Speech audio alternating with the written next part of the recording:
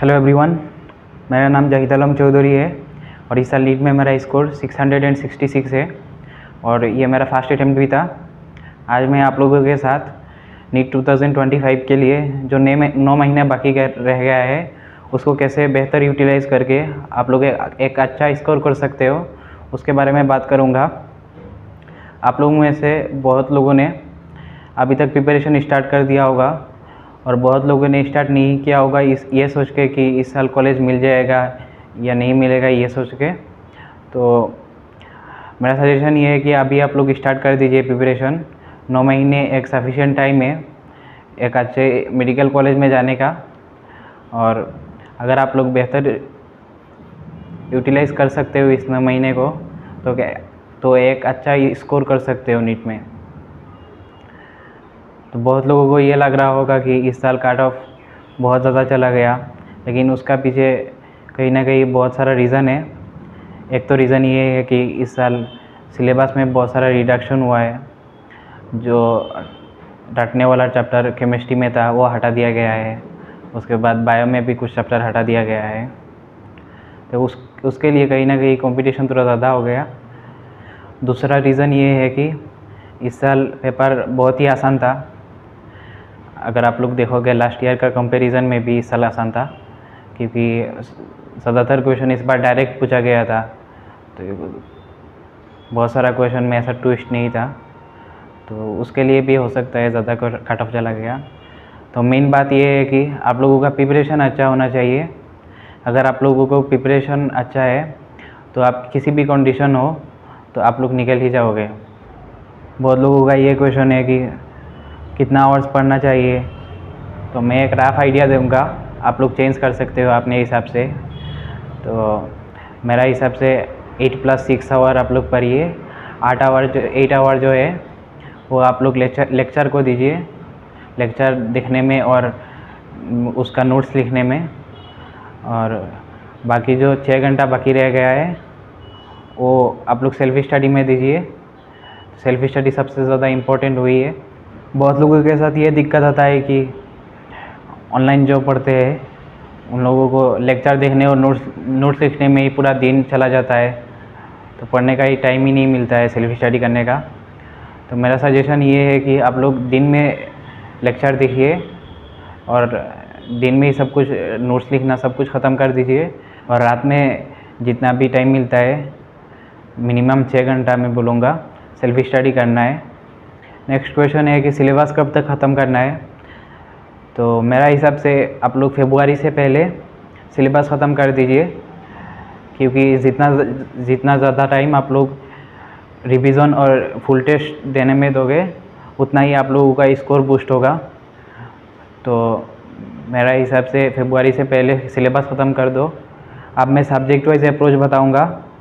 सबसे पहले बायोलॉजी में चलते हैं। जैसे कि आप लोगों को पता ही है बायो सबसे ज़्यादा स्कोरिंग सब्जेक्ट है, और बायो में उतना ज़्यादा टाइम भी नहीं देना पड़ता है as compare to physics and chemistry. तो उससे टाइम बचा के आप लोग फिज़िक्स केमिस्ट्री में दे सकते हो। बायो में टाइम बचाने के लिए मैं एक चीज़ बोलूँगा कि आप लोग जो इजी चैप्टर है, जो रटने वाला चैप्टर है, उसका डिटेल लेक्चर मत देखिए। उसका यूट्यूब से ही कहीं से वन शॉट देख लीजिए, या फिर जहाँ 2-3 लेक्चर में ख़त्म हो जाता है वो इसे देखिए। क्योंकि जितना आप लोगों के पास टाइम कम है तो जितना स्मार्ट अप्रोच रहोगे उतना ही अच्छा होगा। और कुछ चैप्टर के लिए डिटेल्स लेक्चर देख लेना, मैं स्क्रीन पे दे दूँगा वो चैप्टर का लिस्ट। वो सब चैप्टर कॉन्सेप्चुअल है, तो अच्छे से कॉन्सेप्ट क्लियर करना ज़रूरी है, इसीलिए उसका डिटेल्स लेक्चर देख लेना। और बायो के लिए most important thing is NCERT अच्छे से पढ़ना है। एनसीईआरटी का हर एक लाइन ध्यान देना है पढ़ते वक्त। हर एक लाइन से क्वेश्चन बन सकता है नीट में, तो उससे असर्शन रीज़न क्वेश्चन आ सकता है, उसके बाद स्टेटमेंट बेस्ड क्वेश्चन। ये सब अगर आप लोग अच्छे से हर एक लाइन पढ़ते वक्त ध्यान दोगे तभी कर पाओगे। और बायो का क्वेश्चन प्रैक्टिस के लिए आप लोग लास्ट 5 ईयर्स PYQ पहले कीजिए, उसके बाद उसका पहले वाला चाहिए। उधर अगर एनसीईआरटी के बाहर जो भी है वो छोड़ दीजिए, और जो एनसीईआरटी का है वही कीजिए सिर्फ। और बाकी बायो का और एक्स्ट्रा क्वेश्चन प्रैक्टिस मेरा हिसाब से टाइम बहुत कम है, आप लोगों को उतना ज़्यादा टाइम नहीं मिलेगा बहुत सारा क्वेश्चन प्रैक्टिस करने के लिए। तो प्रीवियस ईयर तक ही ठीक है, और बाकी टेस्ट दोगे उससे प्रैक्टिस हो जाएगा और भी। नेक्स्ट हम चलते हैं फिज़िक्स में। तो फिज़िक्स जैसे कि आप लोगों को पता है ज़्यादातर न्यूमेरिकल बेस्ड होता है। तो सबसे पहले आप लोग लेक्चर देखिए, वो अच्छे से समझिए वो टॉपिक, उसके बाद लेक्चर नोट्स लिखिए और वही नोट्स से बार बार रिवाइज करते रहना है।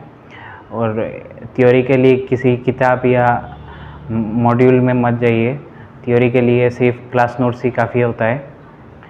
और बाकी फिज़िक्स के लिए इम्पोर्टेंट ये है कि कितना क्वेश्चन प्रैक्टिस कर रहे हो। क्वेश्चन प्रैक्टिस का सोर्स के लिए बहुत लोगों को कन्फ्यूज़न है। बहुत लोग बहुत ज़्यादा किताब से, मल्टीपल रिसोर्सेज से क्वेश्चन प्रैक्टिस करते हैं। तो ऐसा मत कीजिए, सिर्फ एक ही किताब से क्वेश्चन प्रैक्टिस कीजिए, क्योंकि आप लोगों के पास ज़्यादा टाइम नहीं है। जितना इधर उधर भटकोगे उतना ज़्यादा आप लोगों को टाइम वेस्ट होगा। मेरे हिसाब से कोचिंग का जो मॉड्यूल होता है वही बेस्ट होता है प्रैक्टिस करने के लिए। उसमें नीट का रिलेवेंट क्वेश्चन होता है। बाकी डीसी पांडे में कुछ चैप्टर के लिए यूज़ किया था, लेकिन उसमें भी कुछ क्वेश्चन ज़्यादा ही टफ है जो नीट का रिलेवेंट नहीं है। उसके बाद एक बुक आता है एररलेस, वो उसमें बहुत ज़्यादा क्वेश्चन होता है, तो मैं उसको रिकमेंड नहीं करूँगा। आप लोगों को टाइम कम है, ये सब मत कीजिए। और फिज़िक्स का कुछ चैप्टर जैसे कि सेमीकंडक्टर हो गया, उसके बाद atoms, nuclei, photo electric effect, ये सब का एनसीईआरटी ऊपर से एक बार देख लेना। और ये सब चैप्टर का समरी भी बहुत इम्पोर्टेंट है।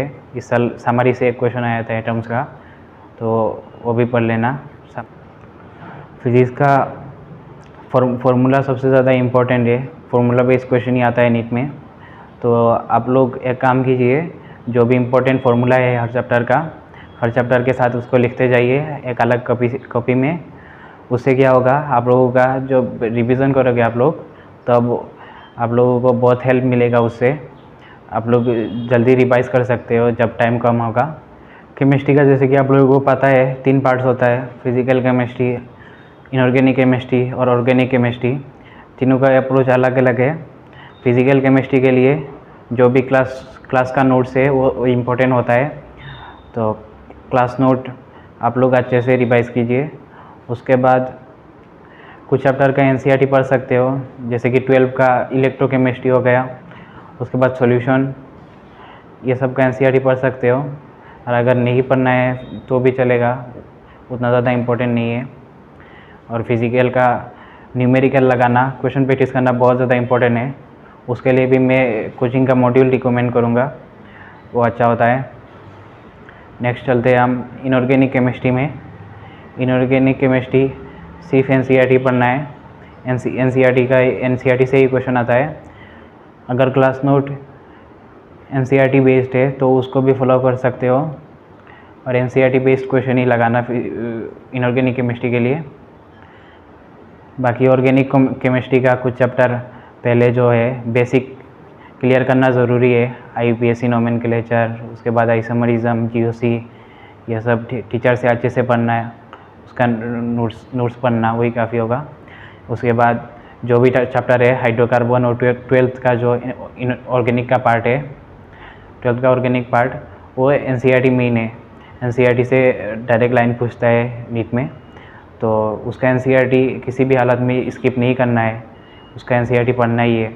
अभी के लिए हर 14 डेज़ में एक टेस्ट दीजिए, और उसके बाद टेस्ट का बहुत अच्छे से एनालाइज कीजिए, कौन सा चैप्टर में किस टॉपिक से क्वेश्चन गलत हुआ है, आपका कहाँ सिली मिस्टेक हो रहा है, सिली मिस्टेक पे काम कीजिए।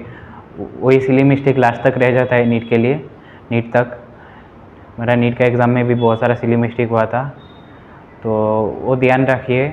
और जितना टेस्ट देते रहोगे उतना सिली मिस्टेक कम करने का कोशिश करना। नीट का रिलेटेड और भी वीडियो में इसी चैनल में अपलोड करता रहूँगा, तो please subscribe my channel and thank you.